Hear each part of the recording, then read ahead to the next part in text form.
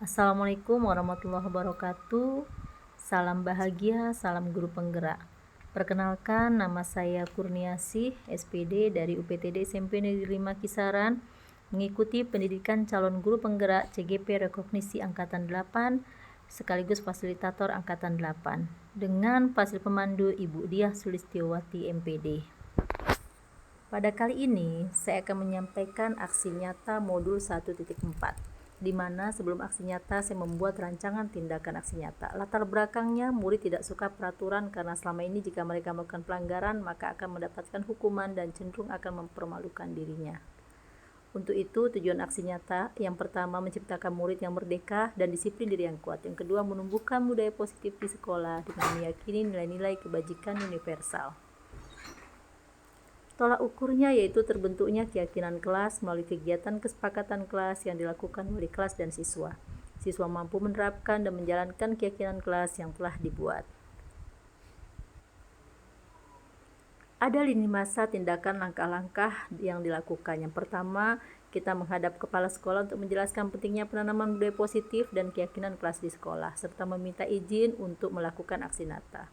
Kedua, mengumpulkan rekan guru untuk melakukan diseminasi pemahaman budaya positif. Tiga, berkoordinasi dan berkolaborasi dengan wali kelas untuk membuat keyakinan kelas di masing-masing kelas. Yang keempat, memantau, merefleksi, dan mengevaluasi keyakinan kelas yang telah dibuat.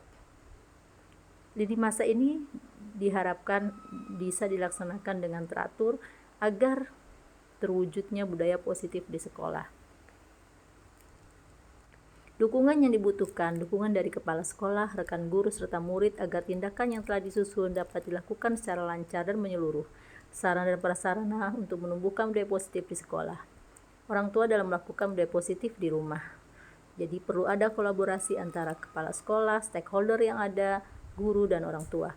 Berikut merupakan kegiatan tindakan aksi nyata budaya positif yang ada di sekolah. Bagi kita semua yang saya hormati di sini Ibu PRD, Wanita Siduan MPD, Bapak Ibu Guru, Ibu Wakil rekan sejawat saya, Wakil Kurikulum, Bapak Ibu Guru serta staf pengusaha yang hadir pada hari ini. Bapak Ibu, kita mungkin tidak terlalu lama, tapi juga tidak boleh terlalu cepat karena Kemendikbud minta materi ini disampaikan jangan terlalu cepat treatmentnya dan juga sesuai supaya Bapak Ibu bisa mengimplementasikan nanti di pembelajaran berikutnya. Berarti penerapan budaya positif di sekolah UPTD SMP Negeri 5 Kisaran.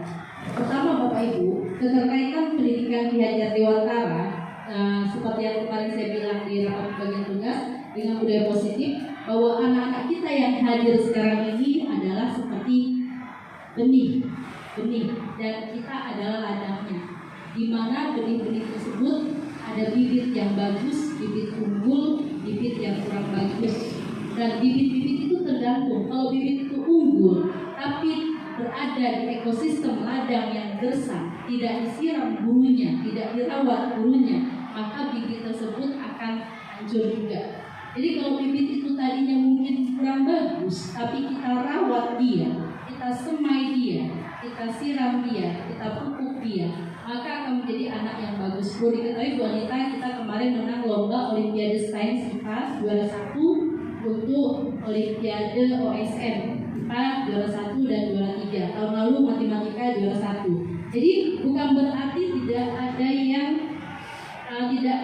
mustahil untuk bisa mewujudkan SMP Negeri 5 menjadi terdepan, bibitnya unggul. Melalui apa? Melalui budaya positif kita ini nanti. Oke, Bapak Ibu. Jadi di sini kita tujuan pengajaran adalah yaitu di sini memahami arti tujuan pendidikan. Pengajaran merupakan proses pendidikan dalam memberi ilmu atau faedah, ya, kecakapan anak secara lahir dan batin. Kalau pendidikan itu memberi tuntunan segala anak terhadap kodrat. Kita ada dua kodrat alam dan kodrat zaman. Sekarang kita berada di alam perkotaan. Tentu berbeda pendidikannya dengan di alam gunung, di alam nelayan, di alam pedesaan. Dan kita juga di zaman teknologi, yaitu zaman generasi Z atau generasi GPT. Bapak Ibu tahu GPT? Di mana anak-anak sekarang belajarnya udah lebih pintar dari Mbak Google. Udah nggak main lagi Mbak Google. Kalau Google sebutkan ini, segala jawaban itu ada, maka guru juga harus bisa mengimbangi itu. Jadi baik Bapak Ibu, jadi di sini yang tadi saya buat, pendidikan adalah tempat persemaian benih-benih kebudayaan dalam masyarakat. Pak Hadir memiliki keyakinan bahwa untuk menciptakan manusia Indonesia yang beradab, maka pendidikan menjadi salah satu kunci utama untuk mencapainya. Jadi, pendidikan dapat menjadi ruang berlatih bertumbuhnya nilai-nilai kemanusiaan yang dapat diteruskan atau diwariskan. Oke Bapak Ibu, ini disiplin positif. Disiplin positif dan nilai-nilai kebajikan universal. Coba Bapak Ibu sekarang saya tanya, apakah Bapak Ibu membuka kepalan tangan Anda? Apakah Anda atau orang lain yang membuka kepalan tangan Bapak Ibu? Sekarang saya tanya, Bapak Ibu membuka kepalan tangan, Bapak Ibu yang buka atau orang lain? Sendiri. Nah, oke. Apa alasannya Bapak Ibu sendiri yang melakukannya? Bukan bergantung sama orang lain, ataukah disuruh oleh Ibu PLT nanti? Bu, tolong bersihkan ini, baru dikerjakan. Atau memang kita sendiri yang melakukan itu? Jadi di sini ada filosofinya. Bagaimana seseorang bisa berubah dari paradigma stimulus respon pendekatan teori kontrol? Bila kita ingin membuat kemajuan perlahan, sedikit demi sedikit ubahlah sikap kita. Kita dulu yang dirubah, jangan merubah orang lain. Kita nggak akan pernah bisa merubah orang lain kalau kita sendiri nggak bisa berubah. Kita dulu yang berubah menjadi disiplinkan diri sendiri. Ubah dulu mindset kita, cara berpikir kita untuk terus berpikir positif. Jangan terus berpikir negatif. Ya, jangan nanti siapa pimpinannya, males disuruh sama dia, males lah itu. Jadi ubah dulu kita. Ketika kita bisa menjadi contoh diri kita, pertama terpaksa, tapi menjadi pembiasaan yang positif. Contoh beribadah, sholat itu berat. Kalau nggak dipaksa mungkin nggak sholat. Jadi dipaksa dulu pertama, tapi jadi pembiasaan. Yang beragama Kristen, ke gereja itu berat. Males sekali ke gereja, bagus kelonang di rumah atau tidur-tiduran di rumah. Mungkin kalau nggak dipaksa itu berat, tapi paksalah untuk ke gereja. Tapi dengan sesuatu pertama dipaksa, terlahir menjadi pembiasaan. Oh ikhlas, oh enak ternyata beribadah ini. Tapi itu juga dengan sikap kita. Awali dengan pembiasaan diri. Jadi kita yang menggenggam tangan kita yang membuka tangan kita. Jadi kita yang mengatur diri kita, bukan orang lain. Tapi selagi kita berada di komunitas guru, kita punya pimpinan, kita punya kepala, kita punya PLT, maka kita ikuti kebijakannya. Jadi bila kita ingin membuat kemajuan perlahan, ubahlah sikap perilaku kita. Dan bila kita ingin memperbaiki cara-cara utama kita, maka kita perlu mengubah kerangka acuan kita. Ubahlah bagaimana Anda melihat dunia. Jadi kita jangan melihat dunia ini kejam ya, dunia ini gak adil ya. Maka pikiran-pikiran gitu akan mengotori pikiran kita. Seperti saya santai itu. Ya memang amanahnya kebetulan gak sama saya, kita tetap berpikiran positif. Mungkin kita akan ada lagi rencana terindah seperti itu. Jadi jangan pernah berpikir negatif, teruslah berpikir yang baik seperti itu. Jadi di sini berpikir tentang paradigma, ubah pertama, ubah diri kita kalau kita ingin mengubah dunia seperti itu. Ada 3 perilaku manusia. Yang pertama adalah untuk menghindari ketidaknyamanan atau hukuman. Kita lihat 3 motivasi perilaku manusia itu 3 rumus dari Kemendikbud. Yang pertama untuk menghindari ketidaknyamanan atau hukuman. Saya tanya, Bapak Ibu mungkin takut, saya nggak permisi nih sama PLT, nanti saya dihukum. Itu wajar, itu pemikiran manusia. Tapi apakah kita di level itu? Hukuman kan ada banyak ya, bisa berupa hukumannya fisik, bisa juga berupa bahasa tubuh dan lain sebagainya, atau bisa berupa tersirat dan tersurat. Yang kedua, untuk mendapat imbalan atau penghargaan dari orang lain. Aku mau jadi guru yang rajin lah, paten biar aku dapat penghargaan, dapat piagam, terus dapat kehormatan. Kalau tujuan ibu seperti itu, apakah itu level ibu, bapak ibu? Begitu juga dengan anak-anak. Anak-anak takut sama kita, takut terlambat karena mohon izin Bu Anita 7.15 biasanya kami tutup gerbang. Jadi tutup gerbang itu kalau anak-anak takut dihukum, berarti dia masih level 1, menghindari tidak nyaman atau hukuman. Ya, jadi kalau misalnya anak-anak, aku takut gak kerjain PR sama aku sendiri, nanti aku dihukum, disuruh berdiri di depan. Berarti levelnya masih level di sini. Nah, untuk yang kedua, aku pengen storytelling sama Bunda Baban biar aku dapat hadiah, piagam, itu wajar. Anak-anak mendapatkan itu wajar. Jadi itu masih level di sini. Yang ketiga, untuk menjadi orang yang mereka inginkan dan menghargai diri sendiri dengan nilai yang mereka percaya. Jadi sekarang saya tanya, level manakah yang bagus? Motivasi pertama, motivasi kedua, atau motivasi ketiga? Yaitu untuk menjadi orang yang mereka inginkan dan menghargai diri sendiri dengan nilai-nilai yang mereka percaya. Level mana Bapak Ibu? Nomor berapa? Nomor 3. Jadi nomor 3 seperti ini. Ada nggak ada kepala sekolah, ada nggak ada PLT, ada nggak ada wakasek, ada nggak ada purba atau dunia. Saya bertugas tetap saya masuk kelas. Jadi kalau level 3 itu, kenapa Ibu rajin kali soal? Kali Ibu masuk kelas, kok nggak ada yang kepala sekolah, nggak ada yang PLT, yuk kita ngobrol aja. Ya gini, saya menghargai diri saya sendiri. Saya ingin menjadi pembelajar sepanjang hayat. Saya juga ingin menjadi teladan bagi anak saya. Saya menghargai diri saya sendiri. Jadi dia menghargai nilai-nilai yang mereka percaya bahwa nilai itu bukan manusia yang menilai, tapi Tuhan yang menilai. Oh, ada Tuhan. Ada Tuhan yang menilai kinerja saya. Jadi ada atau tidak ada pimpinan, saya harus bekerja. Dan itu sudah aplikasi di SMP 5 saya lihat. Memang luar biasa. Walaupun tidak ada walaupun tidak ada kepala sekolah, tetap masuk, ya, luar biasa, tetap masuk ke kelas masing-masing. Terima kasih kepada Bapak Ibu guru yang sudah luar biasa. Yang berikutnya adalah di sini kita menghukum anak ada 3.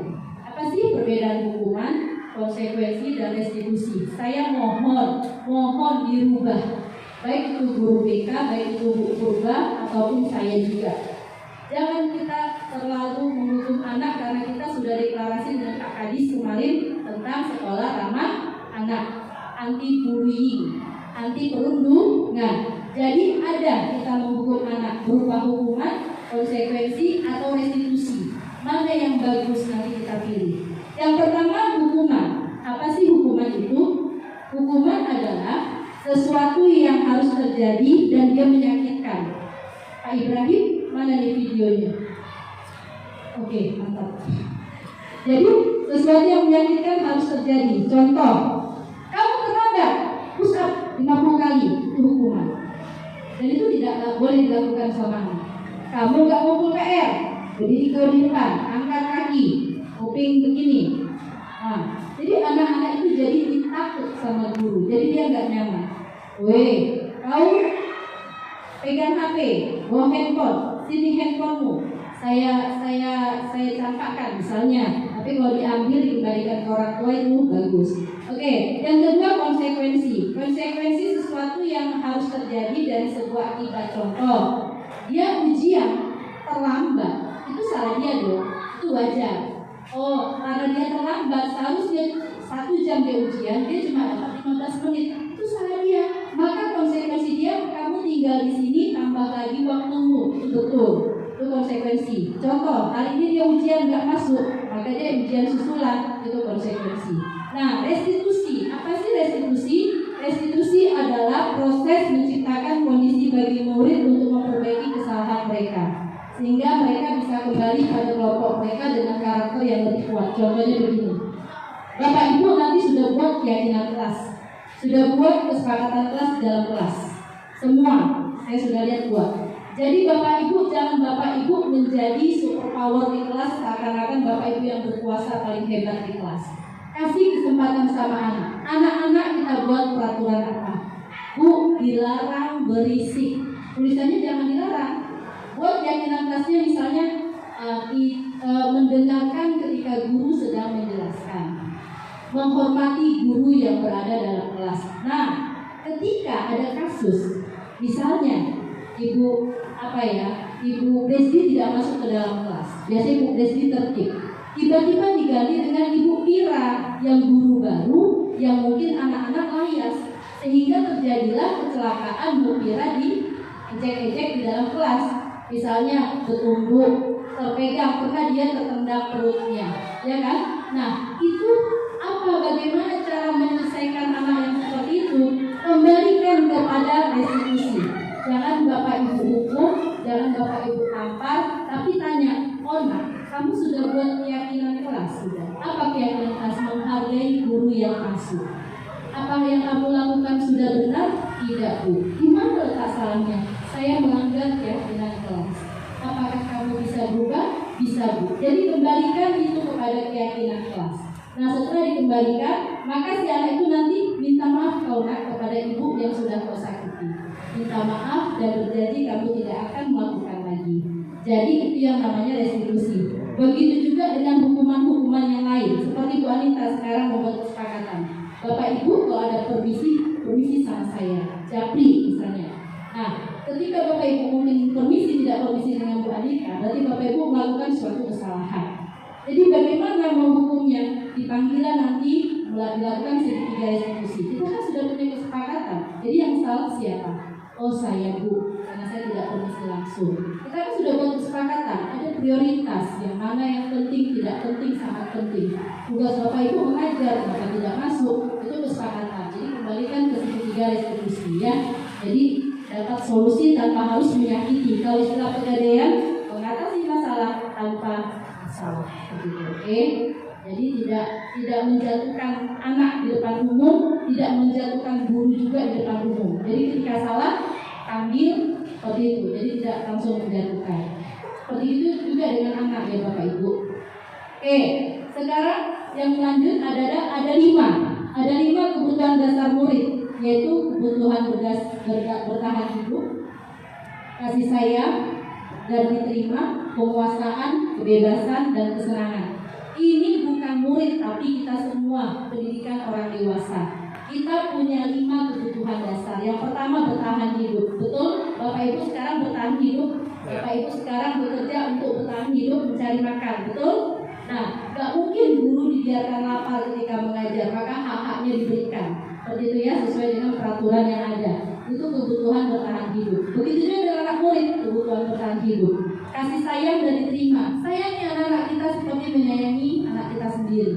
Diterima. Bapak Ibu kalau nggak diterima, masuk ke ruangan sini dijutekin, dijutekin, pasti perasaannya sedih. Begitu juga dengan anak murid kita. Ketika anak murid kita tidak diterima, merasa dibully, dia tidak nyaman di sekolah, merasa berada di dalam neraka. Penguasaan, Bapak Ibu menguasai. Oh ini ahli bendahara, ini ahli kurikulum, ini ahli kesiswaan, ini ahli lab, ini ahli IPA, matematika, IPS, geografi dan sebagainya. Yang itu menguasai. Jadi dia juga punya kebutuhan penguasaan. Dan juga penguasaan apa? Oh saya wali kelas 91, 71, 81. Jadi saya bisa membuat modifikasi di kelas ini atau memberikan yang terbaik. Kebebasan, punya juga kebebasan. Bapak Ibu punya kebebasan, kemerdekaan, tapi itu kemerdekaan itu apa ya? Diatur. Jadi jangan sampai ketika jadwalnya rapat, mentang-mentang bebas, saya masih di Danau Toba. Orang sudah rapat, dia masih libur. Sementara itu sudah kewajiban kita, prioritas kita di sini. Jadi jangan sampai ada yang alasan pribadi, seperti tadi Bu Anita bilang, kepentingan. Jadi tolong pakai skala prioritas. Gitu. Mana yang penting, mana yang tidak penting. Lebih penting mana? Bapak Ibu kan di sini juga bekerja. Kalau memang urgent sekali keluarga itu, misalnya kayak ada permisi sakit, itu mungkin ada dibuktikan dengan surat keterangan dokter dan sebagainya. Jadi dan kesenangan, anak-anak juga punya kesenangan. Jadi 5 perilaku kontrol ini, 5 kebutuhan dasar murid, kebutuhan bertahan hidup, kasih sayang dan diterima, penguasaan, kebebasan, serta kesenangan, itu harus diterapkan oleh murid-murid kita. Karena murid-murid kita itu harus punya kebutuhan itu. Jadi jangan sampai dijajah mereka seperti penjajahan zaman pendidikan sebelum merdeka, zaman kolonial. Kita sekarang kan sudah merdeka, zaman pendidikannya. Jadi sayangi mereka sesuai kebutuhan dasar manusia. Oke Bapak Ibu. Yang berikutnya adalah di sini apa sih budaya positif? Budaya positif adalah nilai-nilai keyakinan dan kebiasaan di sekolah yang berpihak pada murid agar murid dapat berkembang menjadi pribadi yang kritis, penuh hormat dan tanggung jawab. Saya mau minta izin nanti Bu Anita, kebiasaan sekolah kita di depan itu menyarangi murid, memang sudah berjalan, tapi hampir luntur juga, hampir lewat. Ketika piket salami murid, salami satu-satu, salami itu budaya, jadi budaya positif. Jadi jangan sampai ada yang saya lihat masih menyalami, ada yang lewat close learning, tetapi parkir di gerbang itu salami murid satu-satu. Yang piket koordinator bergerak untuk kelas, salami satu-satu, ya. Jadi disalami satu-satu. Jadi nanti di sini kebiasaan budaya yang positif. Oke? Jadi apalagi budaya positif, biasakan anak kita itu kalau guru lewat dia berdiri. Ketika duduk dia berdiri. Pagi Pak, pagi Bu. Nah, jadi kita biasakan itu. Kebiasaan kita itu belum nampak. Nanti akan kita biasakan. Jadi budaya positif yang bagus, berkarakter dan mulia. Oke, lanjut. Oke, di sini konsep budaya positif ada 6. Yang pertama, perubahan paradigma stimulus respon teori kontrol yang tadi saya sudah jelaskan di awal. Yang kedua, konsep disiplin positif dan motivasi perilaku manusia. Tadi perilaku manusia ada 5 ya kebutuhan dasarnya. Yang ketiga, keyakinan kelas. Kita buat keyakinan kelas. Yang keempat, pemenuhan kebutuhan dasar. Yang kelima, 5 posisi kontrol. Yang keenam, segitiga restitusi. Guru-guru muda wajib menulis seharusnya. Kalau guru-guru yang senior ini sama tahun lalu sudah saya jelaskan budaya positif. Guru baru yang belum. Jadi harus tahu itu, ya. Oke. Sekarang kita masuk ke prosedur pembentukan keyakinan kelas. Oke, Bapak Ibu. Di sini siapa yang sudah melaksanakan keyakinan kelas di kelasnya? Tunjuk tangan. Ini videokan. Pak, keliling Pak videonya. Siapa yang sudah melaksanakan keyakinan kelas? Buat di dalam di dinding dipasang. Siapa? Tunjuk tangan. Wih, mantap. Nah, sudah. Yang belum karena masih baru ya. Siapa yang sudah melaksanakan keyakinan kelas? Oke, prosedurnya apa saja? Yang pertama adalah mempersilakan murid-murid di kelas untuk bercurah pendapat tentang kelas-kelas impian. Jadi Bapak Ibu, demokrasi. Anak-anak sekarang silahkan. Nah, kita buat peraturan apa nih supaya kelas 81 kelas unggulan bagus, 82 kelas unggulan bagus. Supaya kelas 91 bagus kita buat apa, 71 bagus kita buat apa. Sebenarnya tidak ada itu Bapak Ibu kelas unggulan. Semua anak berkemampuan sama. Akan sakit hati rasanya jika si anak itu nanti dibeda-bedakan.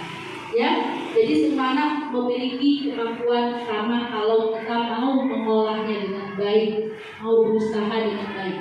Nah, maka keyakinan kelas itu yang pertama mencatat masukan-masukan dari para murid. Lalu ditempel di kertas plano, ya, atas ada stick note ya. Stick note itu yang warna-warni, nanti bendahara mungkin akan menyiapkan atau bagaimana, silakan koordinasi dengan Ibu PLT. Nanti bagaimana, Bu, ini keyakinan kelas kan, apakah pakai uang kelas? Karena selama ini memang SMP 5 nggak pernah ada uang kelas, Bu, kita, ya, nggak ada uang kelas. Jadi bagaimana melakukan keyakinan kelas ini? Ataukah guyup, ataukah memang dari wali kelasnya? Biasanya disediakan oleh bendaharanya ya, untuk membuat keyakinan kelas, atau bagaimana seperti itu. Nanti dibicarakan kembali. Yang jelas keyakinan kelas harus ada di kelas, dan itu awal masuk, bukan di akhir. Karena setiap mau melaksanakan pembelajaran itu di awal dilakukan keyakinan kelas atau kesepakatan kelas. Oke? Jadi susunlah keyakinan kelas, prosedur pembentukan keyakinan kelas, gantilah nama-namanya menjadi kalimat yang positif. Contoh, jangan berlari di kelas atau koridor. Jangan gunakan kata jangan, nggak boleh ditulis. Jangan lari di koridor, nggak boleh. Tapi gunakanlah berjalanlah di kelas atau koridor. Berjalanlah di dalam kelas. Jangan pernah menggunakan kata jangan. Jangan merokok, jangan. Tapi diharapkan tidak merokok. Ya, atau jangan ribut, nggak boleh. Tertib di dalam kelas, begitu ya. Terus dijawab kembali daftar curah pendapat yang sudah dicatat. Nah, baru nanti setelah ditinjau, ajak murid kita berada paling banyak di level berapa? Level 1, dia takut dihukum. Itu ya, seperti itu ya. Oke. Mengapa keyakinan kelas? Kenapa sih tidak peraturan kelas saja? Selama ini kita sebut apa? Tata tertib, peraturan. Nah, sekarang harus kenapa keyakinan kelas? Kenapa? Karena kita memiliki peraturan tentang penggunaan helm pada saat mengendarai kendaraan roda motor. Ini contoh. Misalnya, maaf ya, saya ambil sampel. Di sini banyak, mohon maaf, suaminya polisi, tapi dia tertib menggunakan helm. Ya, bukan karena takut, bisa aja dia bilang, telepon laki polisi kok, jangan ditilang, saja begitu, ya kan? Tapi dia tetap menggunakan helm tertib apa? Karena dia mempunyai keyakinan helm itu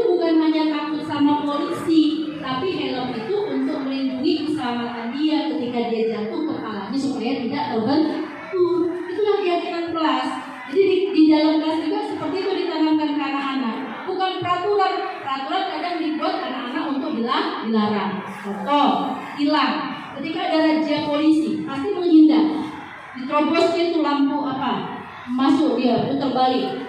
Ya kan jadinya apa ya? Peraturan itu untuk dilanggar. Lampu merah, jalan terus. Cak, ada orang kok, peraturan untuk dilanggar. Tapi kalau dia sudah punya keyakinan, oh lampu merah, saya berhentilah. Tak adanya orang sini, tak ada polisi. Kalau dia memang tidak punya keyakinan, dia langgar terus itu. Bus, kereta, rel kereta, dilanggar terus. Belum ada kok kereta, udah bunyi, dilanggar. Itu dia tidak punya keyakinan. Tapi kalau dia punya keyakinan bahwa oh ada kereta mau berjalan, saya harus berhenti. Begitu dengan murid, begitu dengan guru ya, begitu. Jadi keyakinan itu adalah nilai-nilai kebajikan atau prinsip-prinsip universal yang disepakati bersama secara universal, lepas dari latar belakang suku, negara maupun agama ya.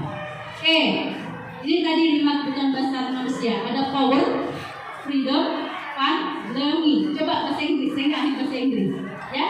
Power itu tadi perasaannya, freedom kebebasan, fun kesenangan, belonging ini apa?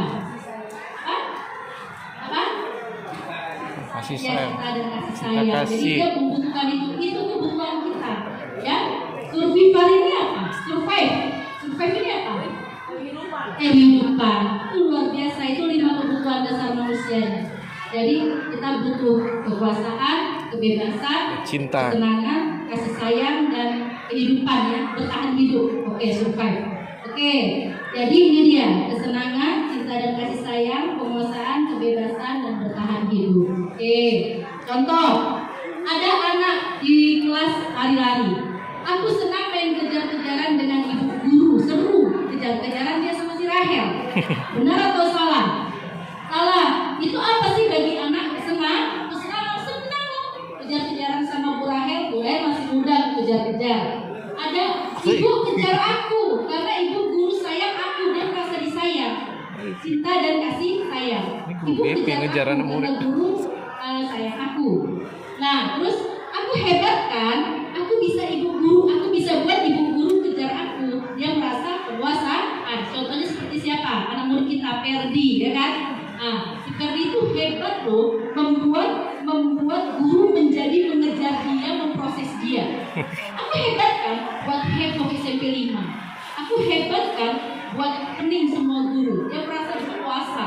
Aku hebat kan bisa mengacaukan semua kelas gitu. Nah, aku bosan belajar mewarnai terus di dalam kelas, itu kebebasan. Jadi seperti itu ya. Jadi dia punya kebebasan. Jadi kita harus bisa. Nah, di sini ada 5 posisi kontrol kita. Bentar lagi ya. Ada penghukum, pembuat orang merasa bersalah, ada teman, ada pemantau, ada manajer. Sekarang saya tanya, di posisi mana Ibu? Nomor 4, monitor atau pemantau. Hebat Kak. Mayoritas jawaban guru penggerak di nomor 4. Mayoritas jawaban seluruh guru yang sekarang saya sedang ini kan fasilitasi di Aceh itu juga sama di nomor 4. Tapi apabila lebih baiknya kita berada di nomor 5 sebagai manajer. Jadi sebagai manajer, bukan pemantau lagi, tapi sebagai manajer. Apakah itu akan kita jelaskan? Nah ini dia. Kalau sebagai penghukum, ini menghukum. Ya, seorang penghukum bisa menggunakan hukuman fisik maupun verbal. Ya, orang-orang menjalankan posisi menghukum senantiasa mengatakan bahwa sekolah memerlukan sistem atau alat yang lebih menekan murid-muridnya. Contoh, patuhi aturan saya, awas. Itu menghukum. Kalian patuhi aturan saya, awas kalau tidak. Awas kalau tidak. Kamu selalu saja salah, pasti selalu yang terakhir selesai. Itu penghukum. Jadi menakutkan, killer, ya kan? Ya, jadi guru seperti ini dia percaya bahwa hanya ada satu cara untuk menyelesaikan masalah supaya berhasil, itu cara dia menghukum. Padahal itu enggak cara yang bagus. Nah, berikutnya membuat orang merasa bersalah. Contohnya begini, ya, ada posisi biasanya guru akan bersuara lemah lembut. Membuat orang merasa bersalah akan menggunakan keheningan, membuat orang lain merasa tidak nyaman, bersalah atau rendah diri.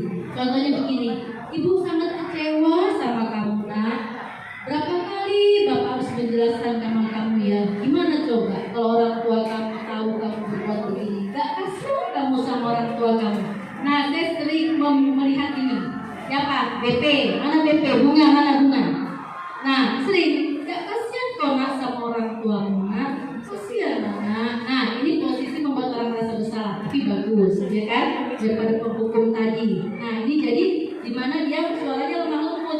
tapi dia menggunakan bahasa-bahasa yang membuat orang merasa bersalah. Ibu sangat kecewa sama kamu.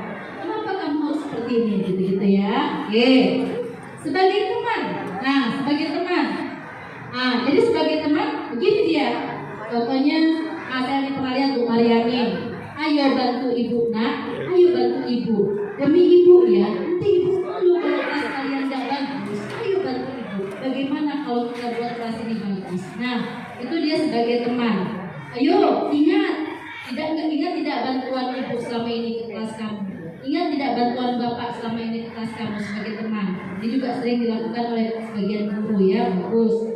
Ya sudah, kali ini tidak apa-apa. Nanti ibu bantu bereskan. Kalian bagus-bagus ya nak, itu sebagai teman. Oke. Sebagai pemantau atau monitor, berarti dia mengawasi saja. Nah, jadi dia memantau. Pertanyaan yang diajukan seorang pemantau, peraturannya apa? Apa yang telah kamu lakukan? Sanksinya apa? Itu pemantau. Contohnya begini. Kamu tahu peraturan pelaku acara itu apa? Tahu, salah tidak? Salah. Jadi, apa yang telah kamu lakukan? Terlambat. Terus konsekuensinya apa? Itu pemantau. Itu biasa. Semuanya biasa seperti itu. Petinggi-petinggi juga melakukan seperti itu, pemantau. Nah, yang bagus adalah manajer. Manajer adalah posisi mentor, di mana guru berbuat sesuatu bersama dengan murid, mempersilahkan murid mempertanggungjawabkan perilakunya, mendukung murid agar dapat menemukan solusi atas permasalahannya sendiri. Jadi gini ya.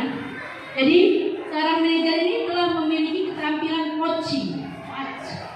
Kan ada istilah coaching, coach atau ya sebagai coach, sebagai coaching. Jadi dia mengapa ya? Dia bisa membuat nyaman gitu ya. Jadi dia memiliki keterampilan menyelesaikan masalah tanpa masalah. Jadi dia misalnya mau dengan teman, misalnya bisa jadi suatu waktu tertentu kembali kepada kedua posisi tersebut. Misalnya seperti ini dia. Murid diajak untuk menganalisis kebutuhan dirinya maupun kebutuhan orang lain. Di sini seorang manajer akan berkata, apa yang kita yakini, apa yang sudah kita buat keyakinan kelas, kenapa kamu melakukan itu nak? Itu manajer. Jadi gini, kamu sudah buat apa nak? Keyakinan kelas tidak ribut di dalam kelas. Terus kenapa kamu ribut nak? Sekarang apa yang kamu lakukan itu benar atau tidak? Tidak, Bu, salah. Nah, kalau salah, bagaimana solusinya? Jadi mereka menemukan solusi sendiri. Oh iya Bu, nggak boleh ribut ya Bu. Itu sebagai manajer. Jadi dia memanajerial di dalam kelas itu berdasarkan keyakinan kelas. Oh gini intinya, kalau kita punya keyakinan kelas, ketika si A salah, kembalikan lagi keyakinan kelas itu. Apa yang sudah kamu buat benar tidak? Salah Bu. Sesuai nggak dengan keyakinan kelas? Tidak Bu. Apa kamu lakukan? Aku saya bilang. Perbaiki ya, oke Bu, ya. Nah, seperti tadi Bu Purba banyak di lapangan nih. Keyakinan kesepakatan sudah dibuat. Jangan membawa handphone atau jangan tidak boleh membawa handphone ya nak. Jangan membawa handphone. Tiba-tiba ada yang membawa handphone, kan salah. Jadi bagaimana salah? Keyakinan kita, kesepakatan kita apa nak? Tidak boleh bawa handphone Bu. Jadi sekarang siapa yang salah? Saya Bu. Nah, jadi gimana handphonenya? Konsekuensinya apa kalau handphonenya dibawa? Ditangkap Bu. Ditangkap, dikembalikannya kapan? Ketika orang tua saya datang Bu. Maka ketika orang tuanya datang, kembalikan. Tapi kalau ada keyakinan kelas, kamu akan saya kembalikan ketika tugas-tugasmu siap. Tidak apa-apa pertahankan itu, tapi buat keyakinan kelas dulu. Ya, akan saya kembalikan ketika tugas-tugas kamu siap. Kan? Buat keyakinan itu sehingga tidak ada bentrokan dari dua dan sebagainya. Oke ya? Itu sebagai manajer. Nah, tadi 5 posisi kontrol sudah saya jelaskan sebagai penghukum, pembuat merasa bersalah, teman, pemantau, dan manajer. Pak Panjaitan dengan cepat menjawab sebagai pemantau. Memang level kita masih di pemantau sekarang. Tapi level kita nanti suatu saat sampai ke manajer. Jangan suatu saat besok sampai ke manajer. Bukan harus kepala sekolah saja yang bisa menjadi manajer. Bapak Ibu juga bisa menjadi manajer untuk anak didiknya di dalam kelas. Menjadi manajer, membuat keyakinan kelas dan kesepakatan kelas. Oke. Apa sih restitusi? Restitusi itu cara menanamkan disiplin positif pada murid. Jadi restitusi itu bukan untuk menebus kesalahan, namun untuk belajar dari kesalahan. Ya, jadi restitusi itulah cara yang paling baik. Jadi seperti tadi, kembalikan kepada keyakinan ke kelas. Nah, Jadi restitusi itu memperbaiki hubungan dan memperkuatnya. Restitusi juga membantu murid-murid dalam hal mereka ingin menjadi orang seperti apa dan bagaimana mereka ingin diperlakukan. Kamu tanya, nah kamu maunya apa? Kamu ingin menjadi seperti apa? Jadi ditanya ya. Jadi restitusi itu adalah tawaran, bukan paksaan. Kalau hukuman kan paksaan, push up kau 100 kali, jalan jongkok kau 50 kali, itu paksaan. Kalau restitusi itu ada tawaran. Jadi misalnya kamu mau jadi seperti apa, nak? Saya mau jadi yang seperti ini, Bu. Jadi harus bagaimana, nak? Harus begini, Bu. Kembalikan pada keyakinan kelas, kembalikan kepada kesepakatan kelas. Jadi restitusi itu menuntun untuk melihat ke dalam diri, supaya merenung dia ke dalam diri. Apa sih yang sudah kita perbuat, salah tidak? Jadi jangan kita nanti sama murid, ibu ini kecil kali, bentar disuruh nyawa apa gitu. Tapi buat dulu keyakinan kelas dulu, ya kan? Seperti itu. Oke. Nah, bentar lagi. Jadi ini segitiga restitusi, nanti filenya saya kasih. Nah, baik Bapak Ibu, itu saja mungkin materi yang saya sampaikan hari ini tentang disiplin positif. Jadi tadi ada beberapa, dari pertama kali tujuan pembelajaran kita berdasarkan kodrat alam dan kodrat jamaah, lalu juga tentang disiplin positif, yang terakhir bisa menjadi kebiasaan di sekolah yang baik, tentang keyakinan kelas, ya, kesepakatan kelas, tentang 5 posisi kontrol guru, juga tentang kebutuhan dasar murid, terakhir adalah tentang segitiga restitusi. Jadi sudah saya sampaikan semua pada hari ini. Kedepannya Bapak Ibu laksanakan tugas dengan sebaik-baiknya. Seperti yang saya bilang, siapapun pemimpinnya tetap lakukan yang terbaik. Itu saja dari saya Bapak Ibu. Terima kasih banyak. Wassalamualaikum warahmatullahi wabarakatuh. Selamat pagi, salam sejahtera bagi kita semua. Kembali kepada moderator untuk tanya jawab. Murid menemukan nilai kebajikan atau keyakinan yang menjadi inti dari peraturan tersebut. Contoh, berjalan di kelas, dengarkan guru, datanglah tepat waktu. Nah, itu bisa menjadi satu keyakinan, ya, saling menghormati dan lain sebagainya. Tinjau ulang kembali lalu disusun di dalam kelas. Baik. Oke, Bapak Ibu, untuk meluruskan beberapa miskonsepsi tentang kontrol ada 4. Pertama, ilusi guru mengontrol murid. Yang kedua, ilusi bahwa semua penguatan positif efektif dan bermanfaat. Yang ketiga, ilusi bahwa kritik dan membuat orang merasa bersalah dapat menguatkan karakter. Ilusi bahwa orang dewasa memiliki hak untuk memaksa. Ini salah, ini miskonsepsi. Jadi kadang-kadang gini loh, guru punya hak untuk merasa memaksa. Saya orang dewasa, saya paksa kamu. Atau guru punya hak membuat orang merasa bersalah, dikritik. Itulah Pak Gemsi, kenapa pula nih Bapak gak datang, gini langsung dikritik. Jadi Pak Gemsi merasa bersalah. Makanya Pak Gemsi, jangan jualan nama saja, fokuslah. Langsung, itu nggak boleh, itu miskonsepsi. Jadi caranya bagaimana? Itu tadi kembalikan ke segitiga restitusi dan keyakinan kelas. Jadi nggak boleh langsung, misalnya ke anak langsung membuat dia merasa bersalah. Gara-gara kau kan, jadi si dia jadi kayak gini. Gara-gara kamu dia jadi begini.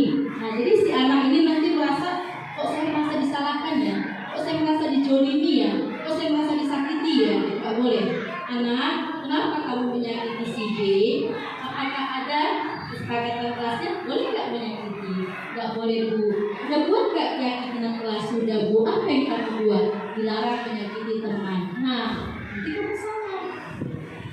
Diulangi lagi? Tidak. Kembalikan keyakinan kelas. Yang langsung di justice, gara-gara kau jadi begini, gara-gara kau jadi begini. Guru juga begitu.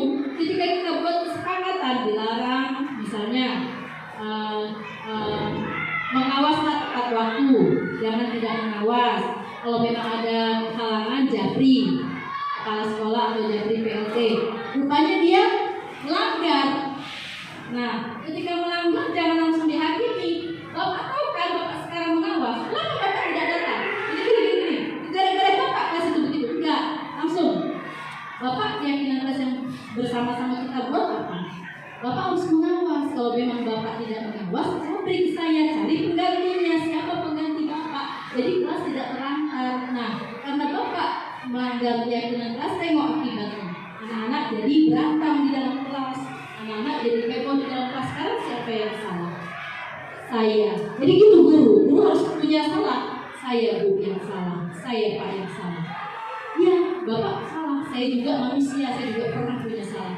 Tapi Bapak perbaiki, kedepannya jangan seperti itu lagi ya Pak. Itulah yang namanya keyakinan kelas. Jadi kita saling apa ya? Saling share bahwa saya juga pernah salah loh. Saya nggak sempurna, saya manusia, saya pernah salah loh.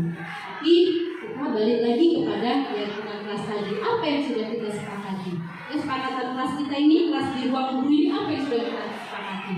Jangan bocor misalnya, jangan ember, jangan ngerumpi misalnya itu. Tapi jangan pakai kata jangan ya. Misalnya bekerja sama di dalam kelas, MDMP, mapel dan sebagainya. Begitu juga dengan murid ya.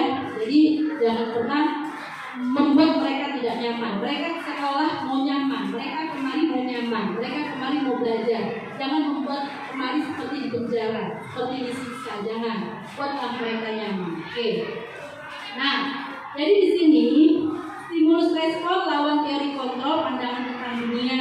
Misalnya kita punya respon tentang dunia, kebutuhan kita sama. Jangan samakan kebutuhan kita dengan kebutuhan Pak Ibrahim, itu berbeda. Jangan pernah bilang, pokoknya aku gak peduli, buru-buru harus sekarang di sini, kebutuhan kita sama. Mungkin pada saat ini memang tujuan kita sama, tapi kebutuhannya berbeda. Misalnya, oh saya cuma 4 jam loh, jadi saya bisa 1 hari. Oh saya 24 jam, saya harus seminggu, kebutuhannya berbeda. Oh saya ngajar 2 sekolah loh, jadi saya bisa minta tolong ke sana, kan kebutuhannya berbeda-beda. Jadi harus saling toleransi. Begitu juga murid. Oh ini kebutuhannya jenius, dia pintar, dia seperti ini, maka diferensiasi. Oh ini otaknya nggak nyampe, baca aja nggak pandai, maka kebutuhannya dia berbeda. Oh ini kok luar biasa si anak ini bandel kan, maka kebutuhannya berbeda. Jadi sesuai dengan kebutuhan masing-masing. Jadi seperti itu ya Bapak Ibu. Jadi kita harus melihat orang jangan pandang sama dengan saya. Saya nggak suka diginikan, kau juga harus nggak suka diginikan, jangan. Jangan pernah merasa kau sudah nyakitin aku, sakitin lagi kau, jangan. Karena kebutuhan orang bisa jadi kita nggak boleh salah paham. Harus punya pemikiran yang positif seperti itu. Tiap orang memiliki gambaran yang berbeda. Rambut boleh sama hitam, otak berbeda. Mungkin pandangan saya tentang warna apel, warna hijau, mungkin berbeda dengan pandangan ibu. Oh itu warnanya agak kepintingan, itu berbeda. Pandangan orang berbeda. Melihat satu masalah saja, pendapat orang berbeda-beda. Jadi jangan samakan kita dengan orang lain. Kita memiliki pandangan masing-masing seperti itu. Oke, jadi konsep disiplin positif ini menyatakan bahwa di mana ada kemerdekaan, di situ harus ada disiplin yang kuat. Sungguh pun disiplin itu bersifat self-disiplin, yaitu kita sendiri yang mewajibkan kita dengan sekeras-kerasnya, tetapi itu sama saja. Sebab jikalau kita tidak cakap lakukan self-disiplin, wajiblah penguasa yang mendisiplinkan. Contoh begini, disiplin itu kan dari diri kita, intern, bukan ekstern. Jadi kalau saya tadi bilang yang membuka genggaman tangan siapa? Kita kan, yang menggenggam kita kan. Tapi kalau Bapak Ibu nggak bisa disiplin, maka berhaklah ibu-ibu penguasa yang ada di sini mendisiplinkan kita seperti itu. Karena itu memang kemerdekaan begitu. Jadi kalau Bapak Ibu nggak bisa disiplin, maka berhak penguasa mendisiplinkan. Seperti itu. Jadi kalau memang bisa disiplin dalam diri kita itu ada, maka itu sudah bagus. Nggak perlu lagi repot seperti itu ya. Jadi di sini tetap peraturannya harus suasana merdeka. Jadi saya rasa Bapak Ibu sudah paham disiplin positif itu. Nah, di sini tadi 3 perilaku manusia itu ada tadi: menghindari ketidaknyamanan hukuman, mendapatkan imbalan. Untuk anak-anak kira-kira level mana? Anak-anak levelnya di mana? Nomor 1, 2, atau 3? Anak-anak level berapa? Ayo Bu Desi, anak-anak level berapa? Level 1, betul. Ada lagi pendapat level berapa? Ada kan level 2? Ada ya? Ya, contohnya Olimpiade, betul. Ada nggak yang di level 3? Yang nggak ada guru, nggak ada siapapun, itu baik di dalam kelas. Ada nggak ada guru, ada nggak ada manusia ke dalam, ada nggak ada kepala sekolah yang tetap baik di kelas. Kira-kira ada nggak yang level 3? Ada, tapi sedikit ya. Ada ya. Tapi 1, beberapa persen. Berarti yang bagus itu yang beberapa menit